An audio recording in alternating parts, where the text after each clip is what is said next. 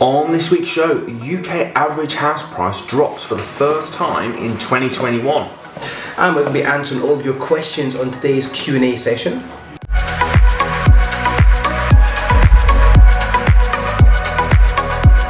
Welcome to the Property Investors Podcast. Thanks so much for tuning in. Make sure you subscribe so you never miss an upload. You can catch us on Apple Podcasts, Spotify and YouTube. Enjoy this week's show and don't forget to share it with all your friends. Hey, I'm Russell Leeds. Hey, I'm Alistair Cunningham. And welcome to the Property Investors Podcast. How you doing? Good. Doing good.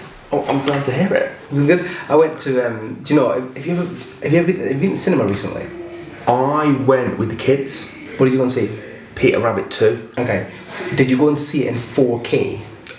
4D 4K. 4D 4K? Yeah, mate, What's honestly. 4D? 4D is like... Isn't 4D like where they spray water at you and shit? Yeah, it is. It's funny. I went to see a program called Free Guy. It's a new film called Free Guy. It's a computer game. I was completely lost. I had no idea what was going on in reality, right? But the good thing is, you sit in these chairs, and the chairs are they're very comfortable, but they move. So if there's like a gunshot on the screen, You feel vibration. it goes like that. It throws you out. It's a pain in the backside. You can't go to sleep. I've only ever been to 4D where it's like at places like the Sea Life Centre. Yeah. And it's quite gimmicky and it's like Yeah. a short. Was this a proper movie? Proper movie, 2 hour and 45 minutes or whatever long, and like whenever there was a car crash or car chase or anything, your seat's vibrating, you get water sprays at you from outside behind your seat, you get steam come up from underneath your seat if there's a fire. Honestly, it's actually quite funny.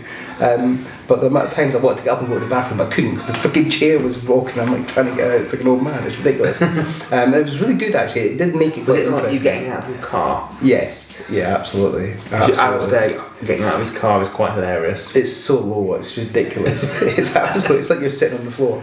But when I drove it for a little while, I'd get back to places like, do you know when I remember going to Samuel's house. And I was like, I've got to get out, go and punch the codes in. They come to the Back in the car. It's like, oh dear. It is, it's a pain, yeah, I know what that's like. And on Saturday night, I went to the theatre.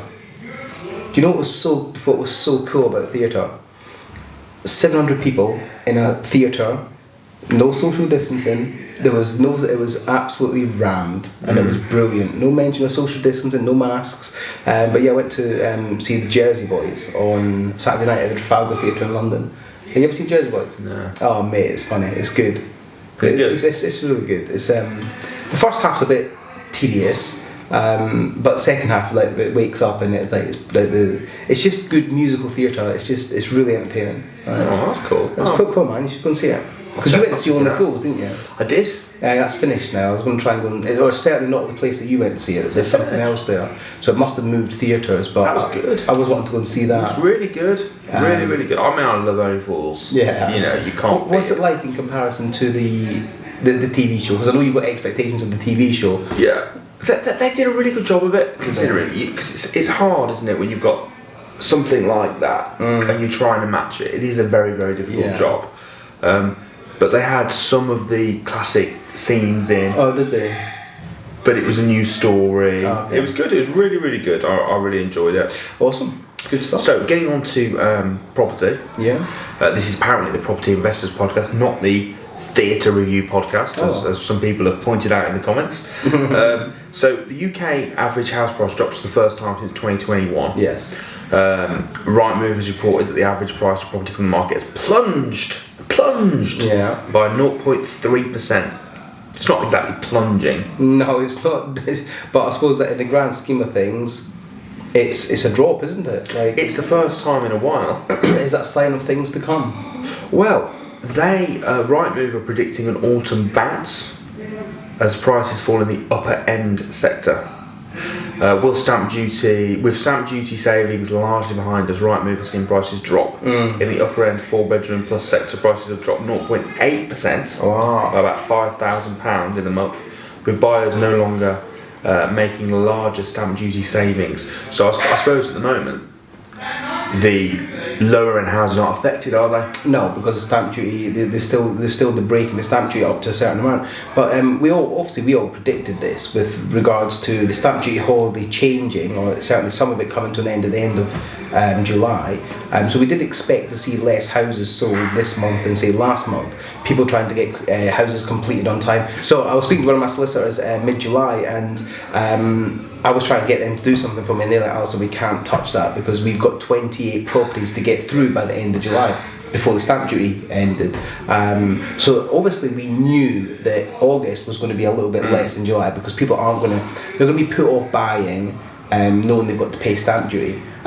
Especially sort of residential sort of emotional purchases, like home purchases, okay?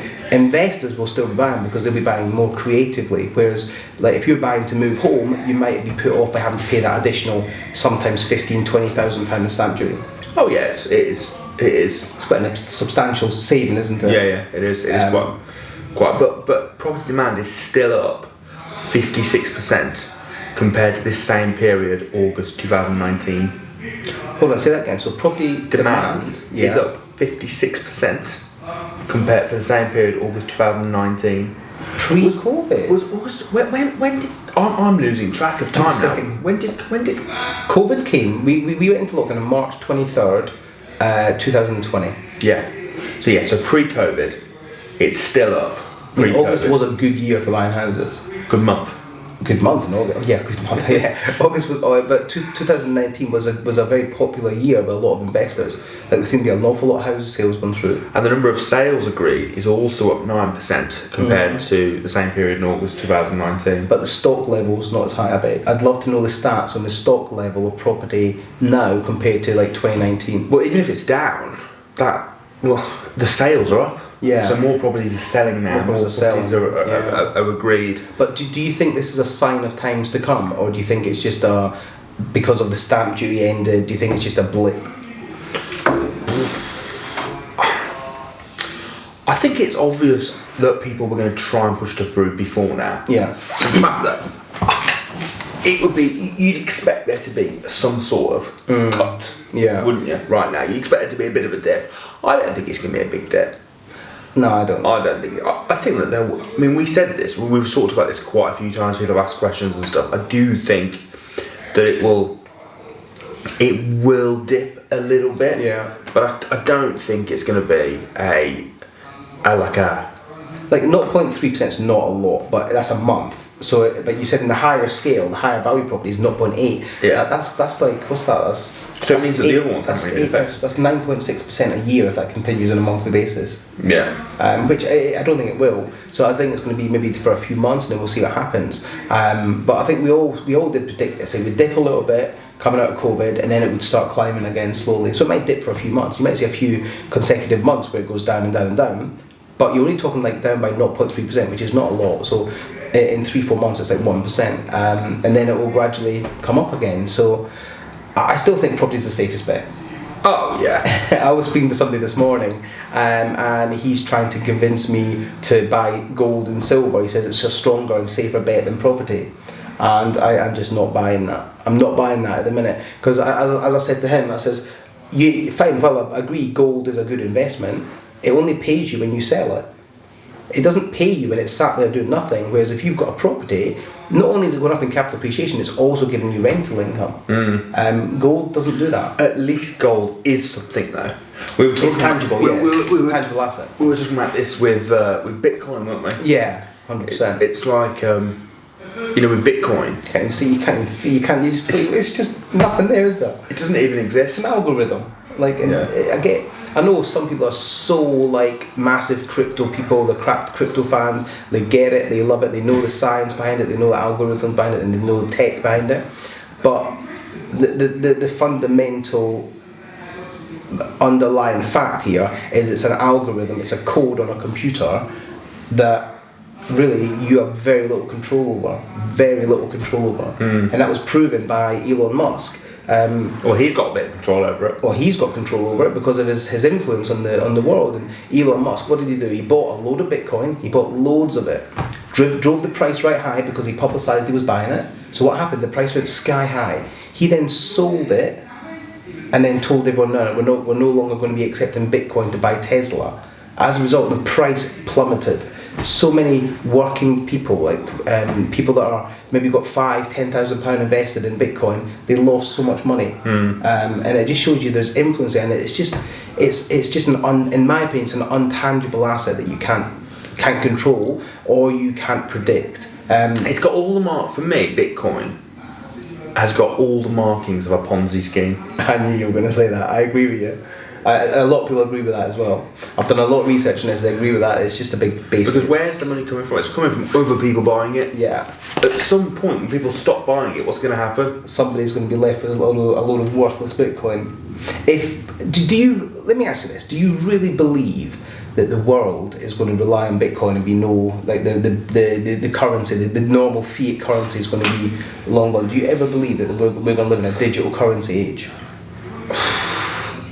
It's funny because I was talking about this with someone the other day about cash. Do you not feel we're basically becoming a cashless society? Yeah. And COVID has sped that up, but we were going that way anyway. More so in London than anywhere else. Outside London, no, but in London, yeah. London's not London, everywhere takes card. Like everywhere. I've been out for a few meals, and they don't accept cash. Yeah. A lot of people don't take cash, yeah. That never used to happen. No, but you could use cash everywhere. Yeah. So as soon as places stop accepting cash, I was speaking to James Sinclair, and he was saying that they've stopped taking a lot of. They don't take cash at their venues anymore. Okay. It's a lot of hassle having to count it and check it, and they only use card. I think a lot more places are going to go that way. So I do agree with that. I do agree with that because. It's considerably easier, and also the banks charge you to put cash in the bank. So I do agree with it. I don't even carry a wallet with me. I don't carry cards. It's all on your phone and Apple Pay. I only use that. If I go somewhere and they don't accept Apple Pay, I'm screwed. Yeah, or if your phone's flat, you're screwed. I've got a watch. Oh yeah, fine, yeah. I heard that you could still use it even when your phone was flat. How? Apparently. If you double click it, I'll Google this. Apparently, it's even when your phone dies, it saves. Do you know how your phone's dead, but then you turn it on, it comes on, and then it dies again. Yeah. So apparently, it saves the tiniest bit of signal. The key to be would be just turn it off and just literally turn your phone off. Can you use Apple Pay? Let me turn my phone off and try. Well, you won't know, will you? Because you won't when the phone is dead. Well, there you go. We'll find out. It is also tapping out without battery requires an iPhone XS or later. But how do you get it to bring up? Like, what do you do? If it's not switched on, how does it? Like, how do you see what card? It works even when it's switched off. I don't know, because how do you get the double click? Choose which card. We'll have to look into that. But there you go. But that's maybe someone will know. Comment below, let us know. Yeah, educate us. But this whole digital currency thing, that's why property is so strong. Digital currency, again, if you invest in crypto or Bitcoin, to make money from it, you've got to sell it. So you're selling off the asset, and that's why property is number one. I think property is number one. Especially if you buy smart. I mean, a lot of people we talk about this with buying your own house. A lot of people say, property's so strong. Why don't you? Yes, I bumped into some of the parents from our school at the park. Yeah. And I was talking about how we were quite settled in Beaconsfield now. I've been here quite a few years, and they said, "Oh, did you buy? Are you renting?" I said, "Oh no, I'm renting." And they were like, "Really? You settled? Are you renting?" They were quite surprised, especially you'll get this a lot, especially as aren't you property investors? Yeah. And I'm sure there's people watching the show that find it strange that both myself, you, Samuel, we'll rent where we live. Why is that though? Why do we rent where we live? Yeah. I mean, I know, but for the purpose of the viewers and listeners, why is that? The reason we rent where we live is because when you're buying property, you want to buy it as an investment, right? So if you're buying it as an investment, there'll be certain properties that work much better as investment properties than others, because it's all about your return on investment. Yeah. And the type of properties that myself, you, Samuel want to live in don't make very good investment properties. Lumber and nails. Yeah. It'd be a terrible investment property. So unless you were owning it, like the people that own this, then although they are renting it out, they've bought this for them to live in they want to live in it at some point down the line. Yeah. So they've bought it now.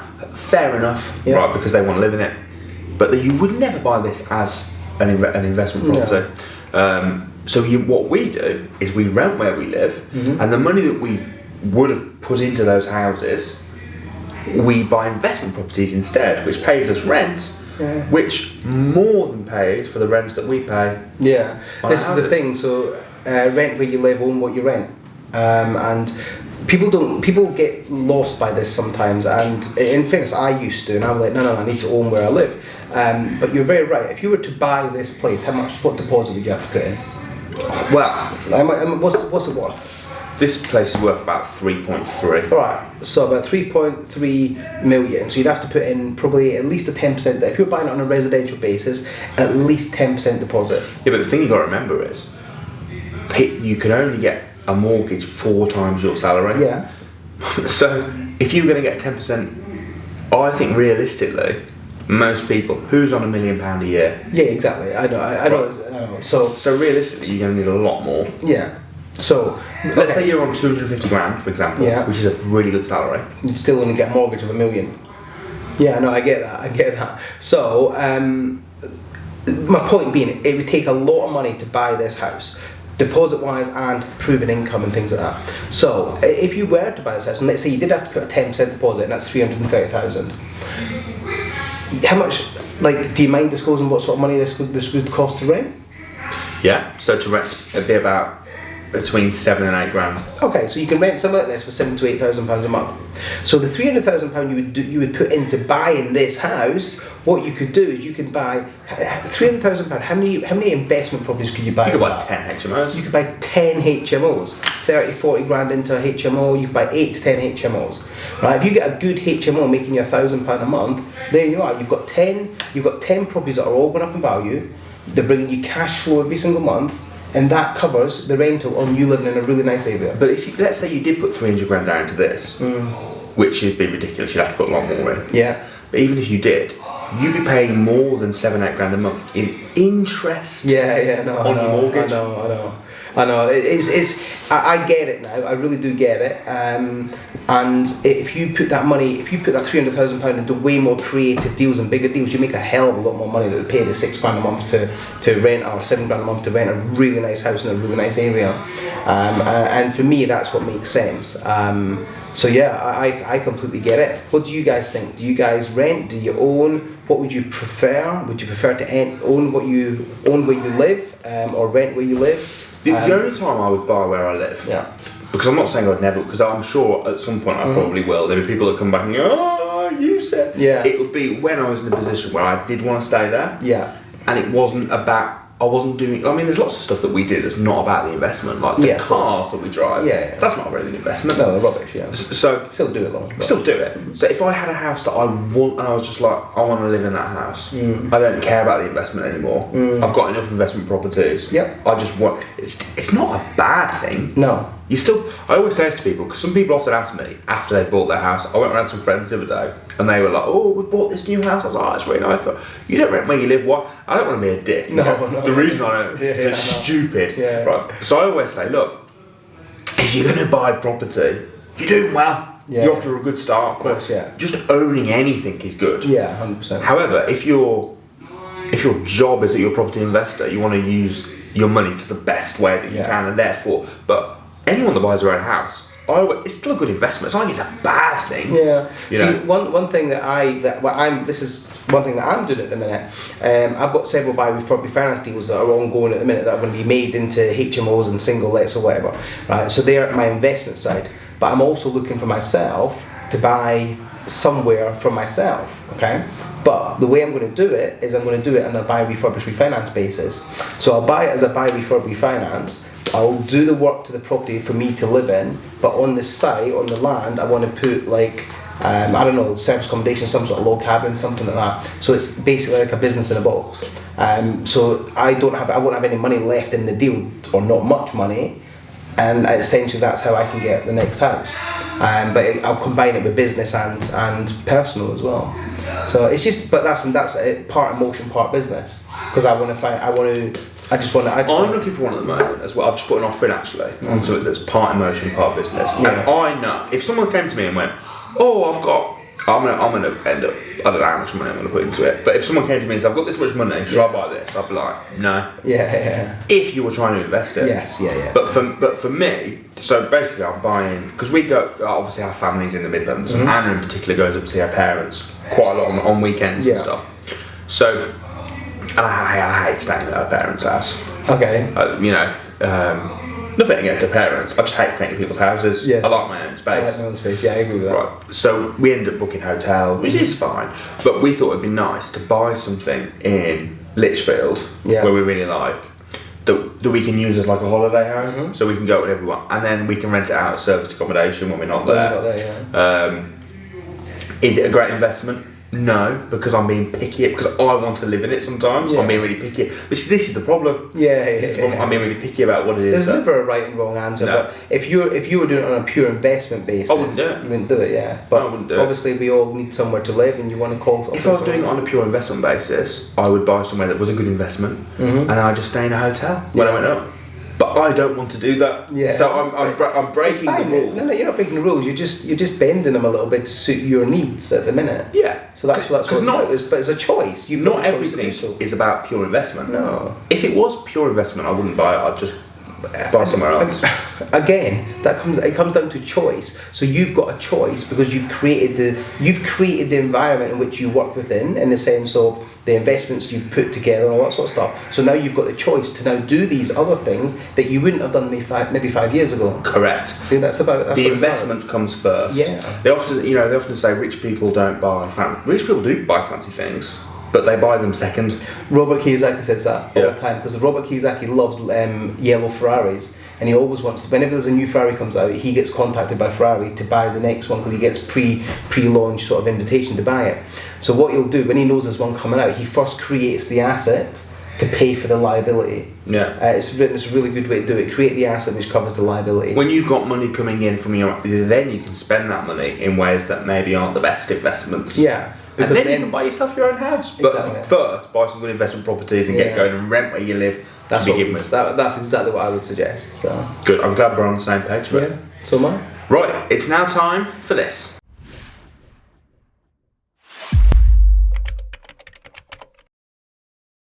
Okay, so this week we've got a couple of questions. I've got 2 questions. I need to turn my phone back on. Turned it off for you guys. Turned it off to see. I turned it off so you can see if Apple Pay worked.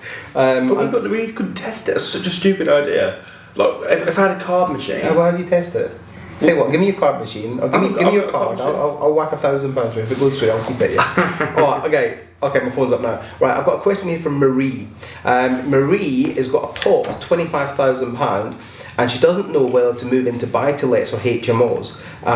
What would I recommend? Now, it's very subjective to you, unfortunately, because if you've got £25,000, you can get yourself a HMO in the north for some parts of the north, 80, 90, maybe £100,000. But it all depends on your landlord experience. So if you've got landlord experience, then you shouldn't have any problems getting a HMO mortgage. But if you've got no landlord experience, then you're going to struggle to get HMO lending as a first-time purchase. So Marie, it's all about where you're at and about what you've already done or what experience you have as a landlord. I personally, if I had 25,000 to invest, what I would be doing is I would be looking for buy, refurb, refinance into like a single let or a service accommodation. Do that first. Try and recycle your money. So get yourself on the map with one property, recycle your money, and then move on to bigger and better stuff. Because 25,000 perhaps isn't enough to get yourself a really good quality HMO. Because realistically, you're going to be 25 grand. You make it 80 grand. If you say 25% deposit plus legals, so you're going to be buying around 80 grand. To do that, you're going to have to be in sort of parts of the country where it's a little bit cheaper. So you might have to put a little bit of work into the property, things like that. So it's very subjective to yourself. Personally, if it was me, I'd put that into buy, refurb, refinance, and try and fund the buy, refurb, refinance, recycle your money, and then move on to another deal. That's what I would do. Yeah, that probably makes sense. Yeah.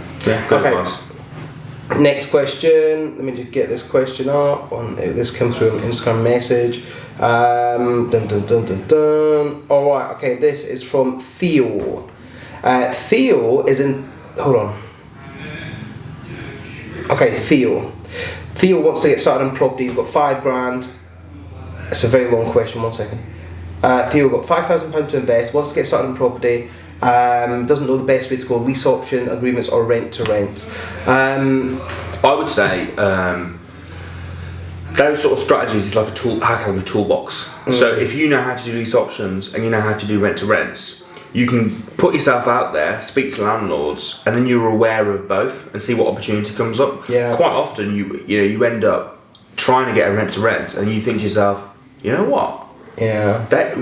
Having spoken to them, they want to sell it in 5 years. It happened to me with a deal in Wolverhampton. That's the exact same thing happened to me with a deal I done in Wolverhampton. I went to view it. It was a rent to rent. It only ever started. It started as a rent to rent, and I found it on Gumtree. And one of the things we teach in the training is when you go to any property, you go with you don't go with a single hat on. What I mean by that is you don't go with a single mindset of this is how you're going to get it. You go with a very open mind and a mindset of I'm here to help the landlord or the owner. And what happened was I started listening to Paul, and Paul started talking to me about what his plans were going forward.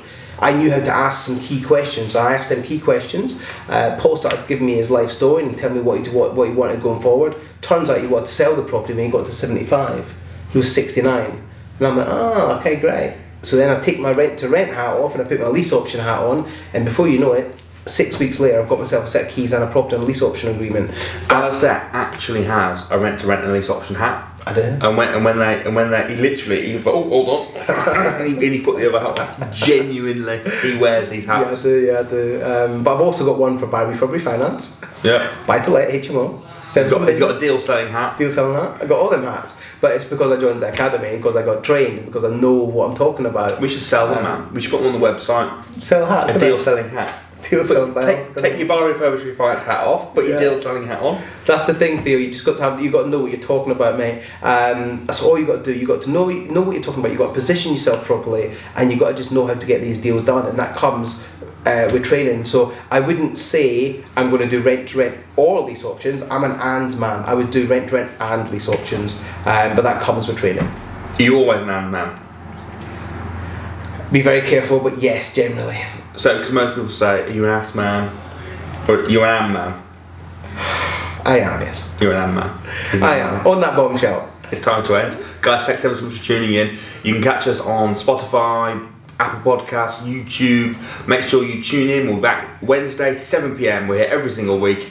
Enjoy your week, and we'll see you soon. See you later, guys.